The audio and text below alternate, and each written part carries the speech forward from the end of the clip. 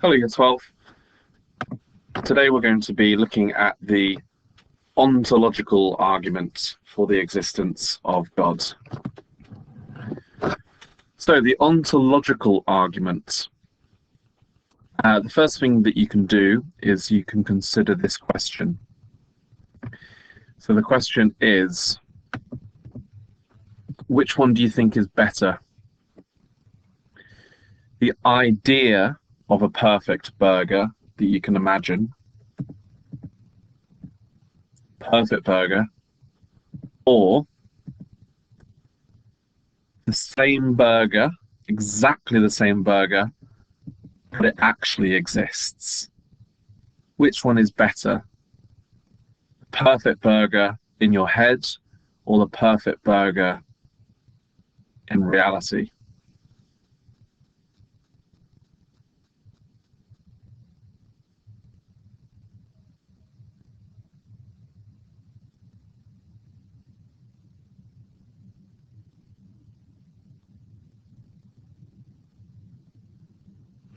Okay, so if you understand this, then you should understand the ontological arguments.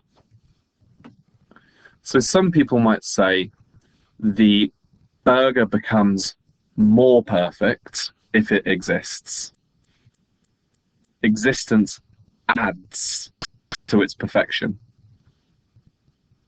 And some people might say, no, they're both just as perfect. This doesn't become a better burger just because it exists. Okay, so the ontological argument is an argument based on reason. So far, we've looked at the teleological and the cosmological, and these are both arguments based on a posteriori or sense experience. The ontological argument is different. It's an a priori argument, which means it doesn't involve anything from the senses. It just involves reason and definitions of terms. So the strength of a priori arguments is they could give us logical certainty. So, for example, all bachelors are unmarried is 100% true. It has to be true. It's by definition true. 2 + 2 = 4. By definition true. Has to be true. It's a priori. And so ontological gets its name from ontology, which means being in philosophy. Ontology means being. And the idea is that existence is a part of God's being. God exists by definition. By definition, God must exist. Okay, so we're going to explore this argument. Let's begin by just looking at the opening few lines. So ontology means being. The ontological argument is called this because it says that God must exist because existence is a necessary part of a perfect being. If God didn't exist, then he would not be the most perfect being we can think of, and therefore a perfect being like God must exist. Ontological arguments are a priori, which means that no evidence is required. Ontological argument says or states that a perfect being exists is a de dicto necessary fact. De dicto means by definition. This means by definition of the words involved, a perfect being must exist. If he didn't, he wouldn't be perfect. And he is perfect, therefore he exists. Anselm begins his version of the ontological argument by saying, I have the idea of a perfect being in my head. He then asks, what is better than the idea of a perfect being in my head?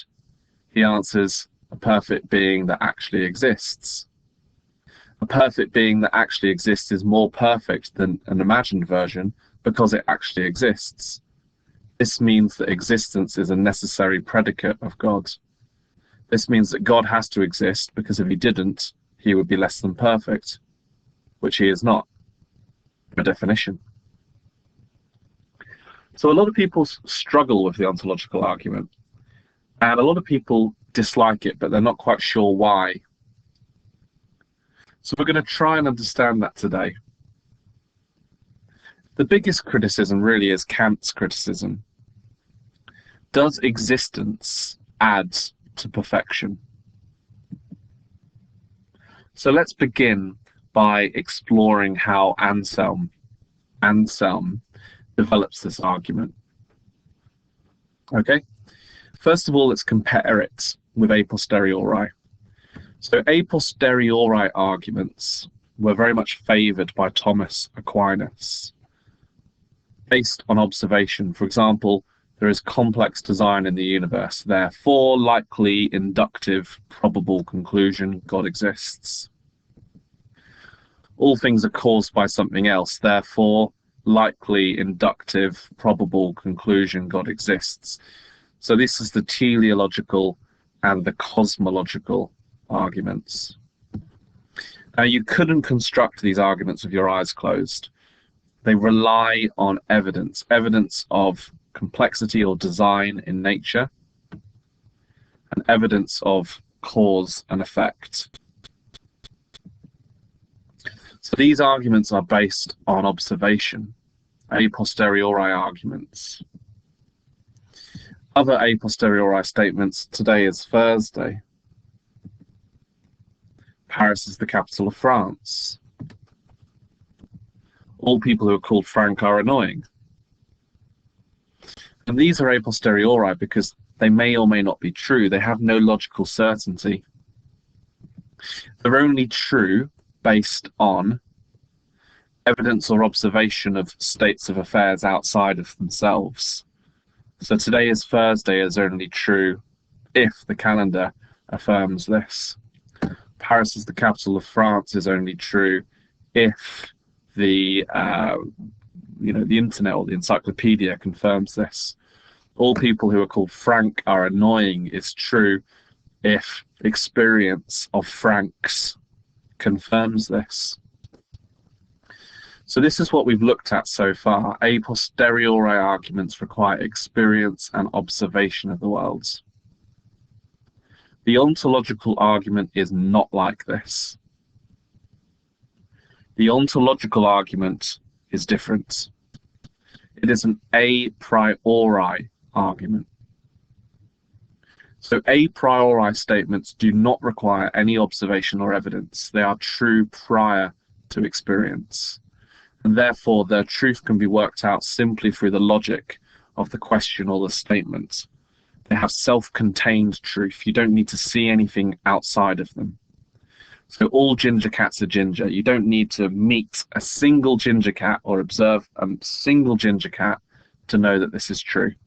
You don't even need to know what a cat is to know that this is true, and has to be true 100%. 2 + 2 = 4. It has to be. The definition of 4 is that it's made of 2 2s. Anselm believes a perfect being must exist is a priori. A perfect being has to exist is a priori. So this is what we'll be analysing. So the ontological argument is an a priori argument. It requires no experience. If it works, it's logically correct. It must be true, which gives them real strength. Okay, so another way of saying these two are synthetic. A posteriori statements tend to be synthetic. A synthetic just means you need a synthesis of the statement and the evidence to know they're true. So a synthesis of today is Thursday and a calendar. A priori statements are analytic, which means just through analysis of the statement themselves, we know they're true. Analysis of 2, analysis of plus, and analysis of equals should lead us to 4. Some philosophers disagree with this. So Immanuel Kant believes that Mathematics, for example, can be synthetic and a priori, but don't worry too much about that now. Okay. So, pink squirrels exist. Is this an a priori analytic statement or an a posteriori synthetic statement? I'll give you 30 seconds.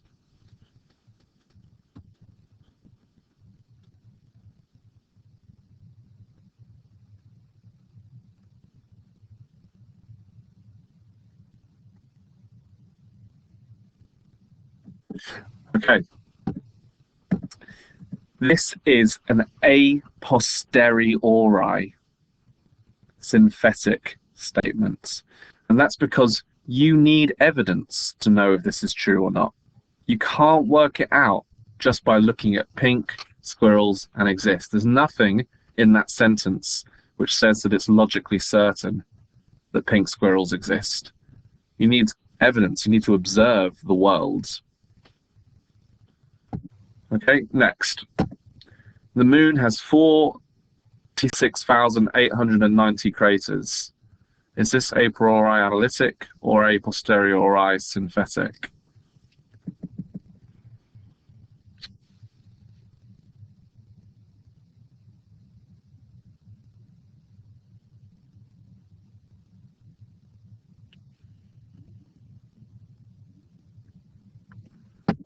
Okay, this is a posteriori synthetic because, again, there's nothing contained in the statement that means that you could work out that this is true or false.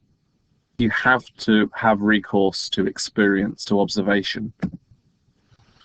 Okay, and you may want to try this and pause the slideshow and do this yourself. A priori or a posteriori, and why?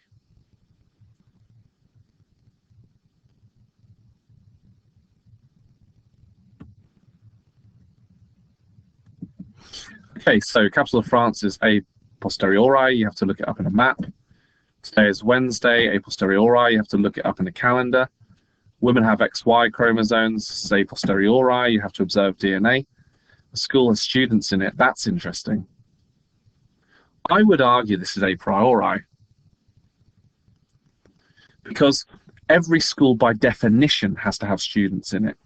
If it doesn't have students in it, it's not a school. So you don't need to observe every building and see if it has students in it, or every school, because if it doesn't have students in it, it's not a school. Okay, the oldest person in the room will die first. Well, that's a posteriori. We don't know that. The youngest person in the room could die first. The oldest person in the room is older than the youngest person in the room. Well, that's a priori. That's true by definition. We don't need to speak to anyone to know that's true. That has to be true. The universe requires a designer. Well, for Aquinas and Paley, this is a posteriori. It's not necessarily true. It's true in conjunction with evidence of design.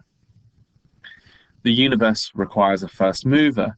Again, cosmological argument, this is a posteriori, in conjunction with evidence such as things being in motion or being caused. Our perfect being must exist. For Anselm and the ontological argument, this is a priori. No evidence is required. That's because if he didn't exist, he wouldn't be perfect. And by definition, he is perfect. Therefore, he must exist.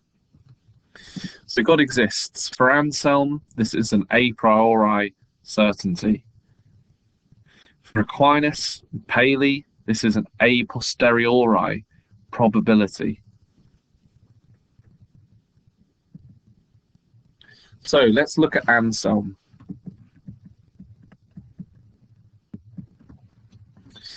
Paley, we know, a posteriori.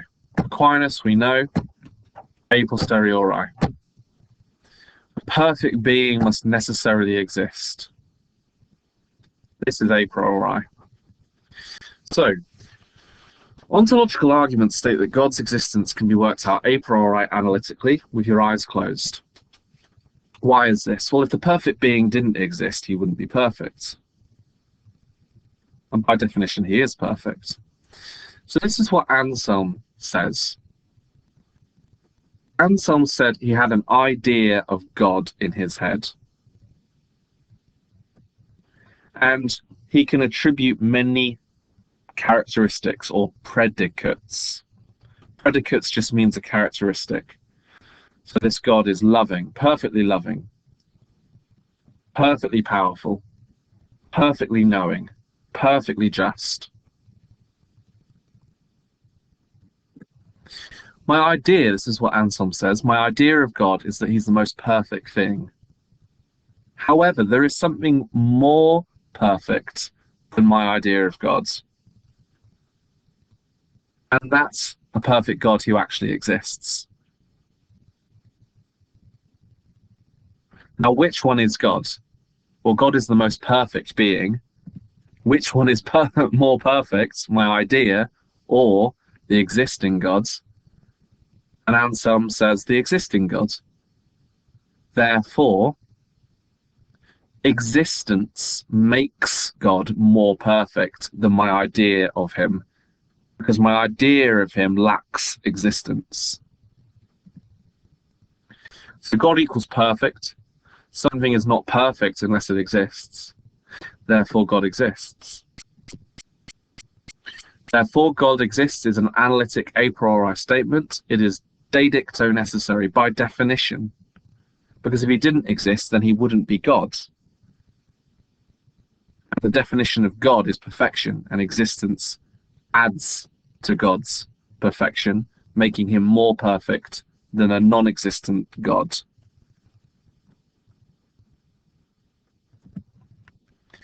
So Anselm says that there is an idea of God in his head. And he was a Platonist, inspired by Plato. So he followed the ideas of Plato and the idea of the forms. Remember, we have ideas and they are reflections of greater forms. And the reflections of the forms are imperfect. So he's essentially saying that the idea of God we have in our heads is a pale reflection or a shadow of the real idea of God that actually exists. And it's quite clear that he's a Platonist in his method as well, relying on reason and a priori logic. So Anselm is a Platonist. Proof of God's existence is available through logic and rational thought. We have an idea of God already within us. It's innate knowledge, and it reflects a perfect being outside of us. Aquinas was an Aristotelian. Proof of God's existence is available through experience and observation. So this is very interesting, and there was a discussion, a big discussion in scholastic or medieval philosophy, arguing these two different positions. So this is Anselm's argument. God is by definition the greatest thing we can think of. It is greater to exist in reality than to exist just in the imagination. If God existed in just the imagination, then we can think of something that is greater. Therefore, God must exist in reality, otherwise he would not be the greatest thing we can think of. And we come to this conclusion simply by analysing the definition of God. And once we analyse that, we realise that he must exist. So this is Anselm's argument. And this is the idea that existence is a predicate. A predicate is something that can be said of someone that adds to them. So, for example, I might have some of these predicates. Mr. Birtles, who is tall, who is 29, and plays piano.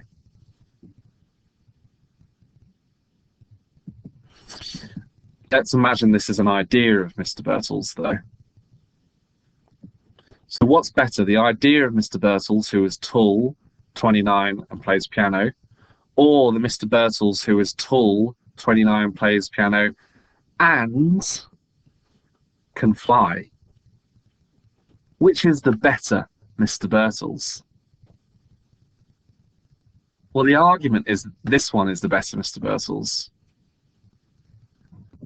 This predicate adds something and makes me a more complete or a better version. So does existence add to something's perfection? Is existence a predicate? Is existence something that adds to God and makes him more perfect? So which one's better? A God who is powerful, loving, and eternal, but he's just an idea? Or a God who is powerful, loving, and eternal, and actually exists?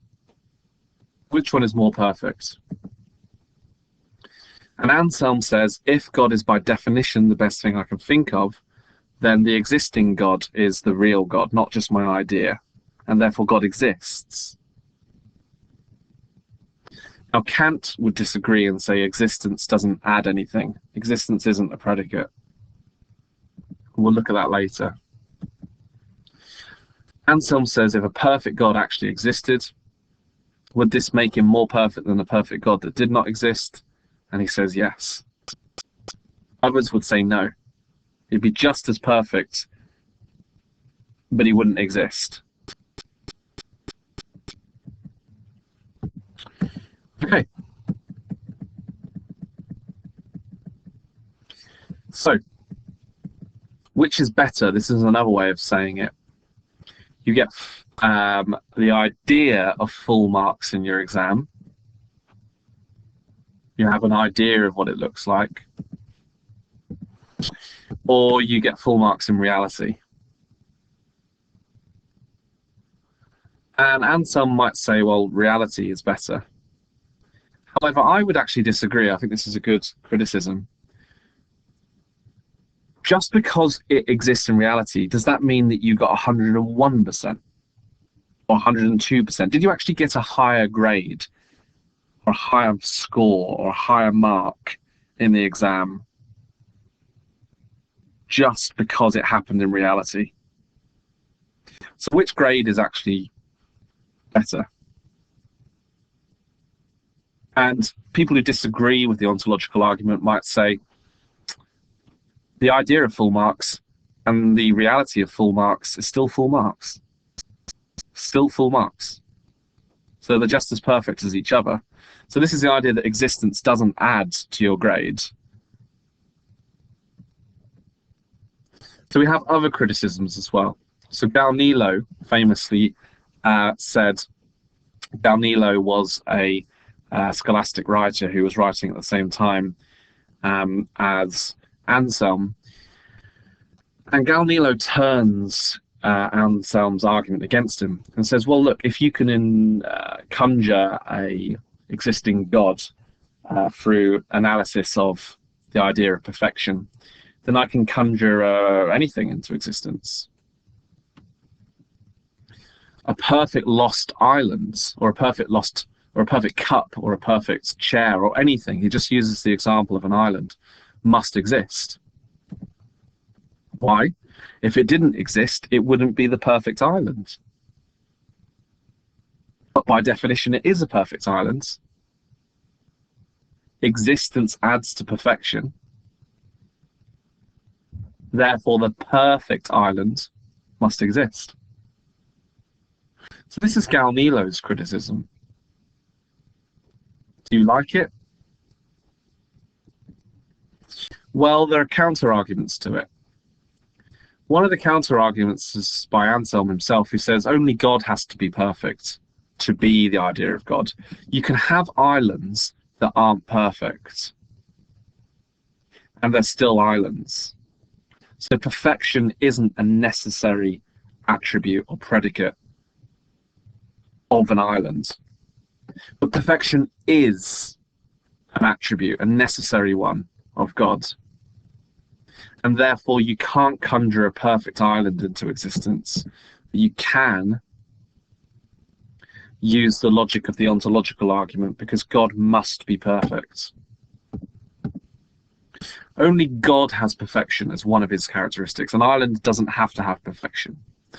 Now, Alvin Plantinga, who's on the right, is a modern philosopher who agrees with this as well. So, Galileo's lost perfect island criticism. And then we have Anselm and Plantinga's response. Now, for Thomas Aquinas, the argument fails in its first premise. God is by definition the greatest thing we can think of. And this is because for Aquinas, we don't have a definition of God. So how can we know that he is the greatest idea we can think of? So this is an interesting criticism. You could also argue that there's a distinction between a perfect idea and an idea of perfection. Is my idea of perfection a perfect idea? So there's a route for analysis there as well.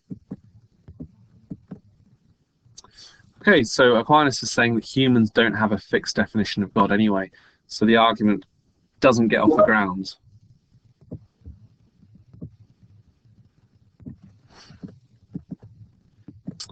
Okay, so Aquinas' first criticism, we don't have a fixed idea of God anyway.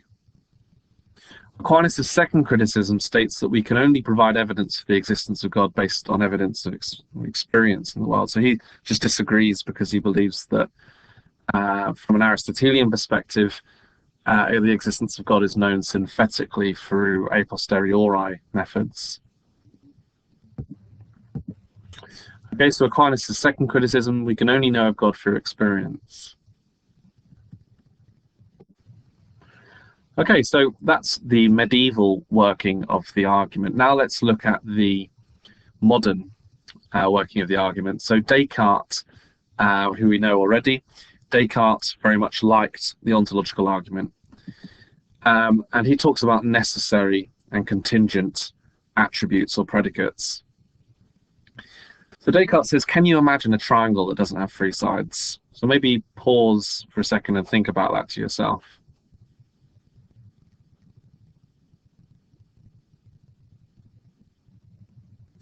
So Descartes says, no, you can't imagine a triangle that doesn't have three sides. Whatever you're imagining, if it doesn't have three sides, it's not a triangle. It has to have three sides. It is a necessary predicate of a triangle. So you can't imagine a triangle that doesn't have three sides. So Descartes agrees with Anselm and states that we cannot think of something without its necessary essential characteristics. Imagine a triangle without three sides. You can't do it. Imagine a black cat that isn't black. You can't do it. These arguments don't make sense because analytically, triangle equals three sides, black cat equals black. So what belongs to an essential characteristic of a perfect being like God? Descartes argues perfection. And perfection is existence.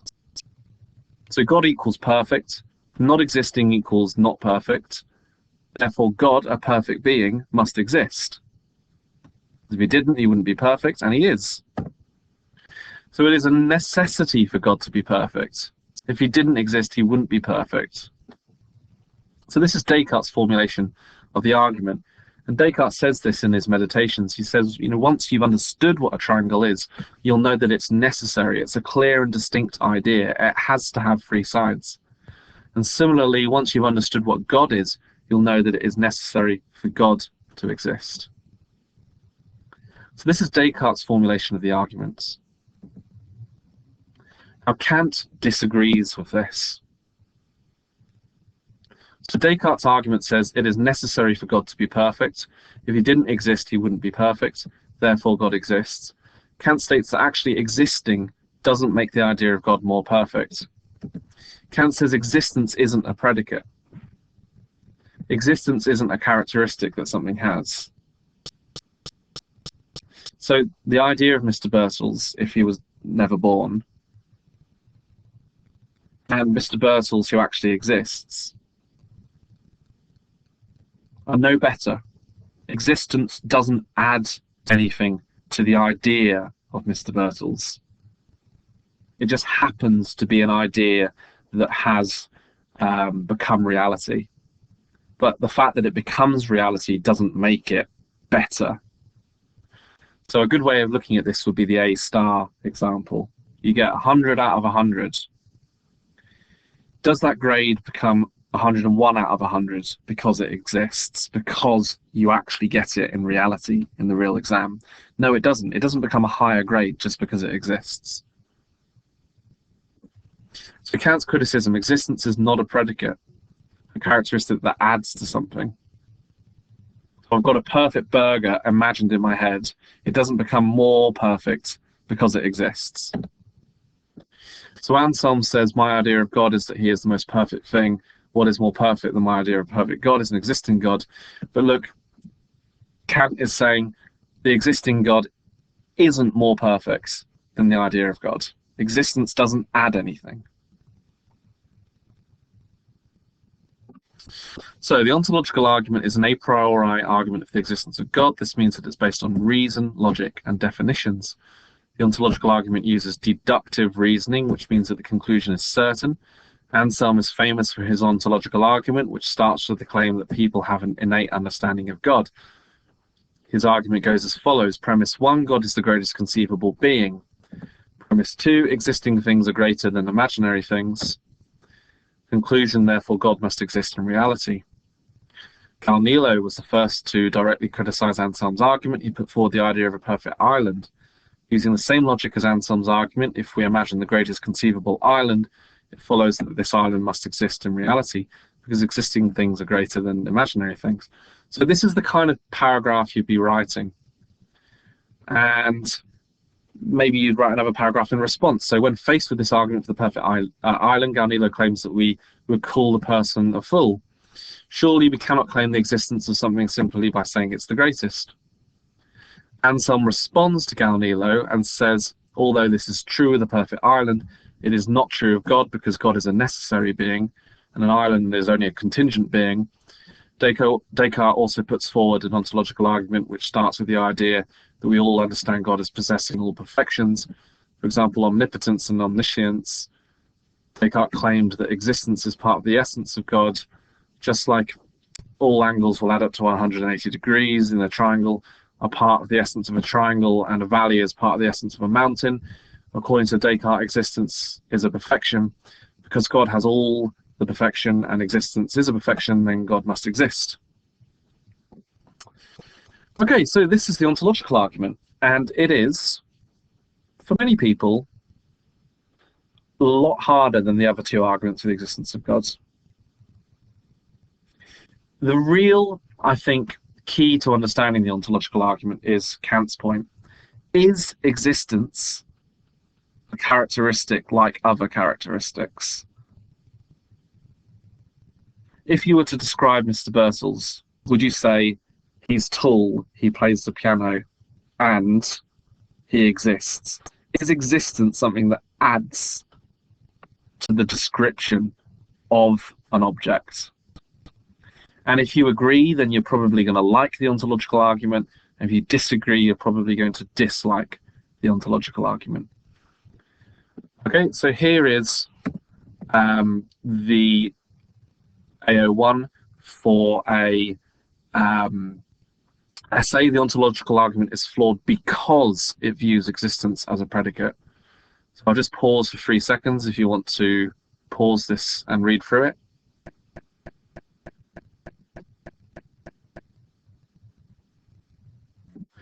Okay, and then here is a strength, and here is a problem. So pause if you'd like to read through it.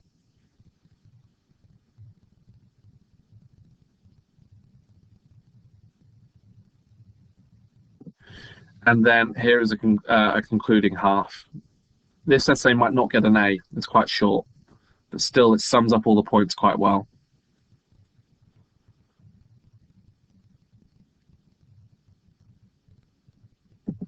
Okay, so that was the ontological argument, and next week we're going to look at arguments which explore the validity of religious experience. So thank you very much, Year 12, and I'll speak with you next week.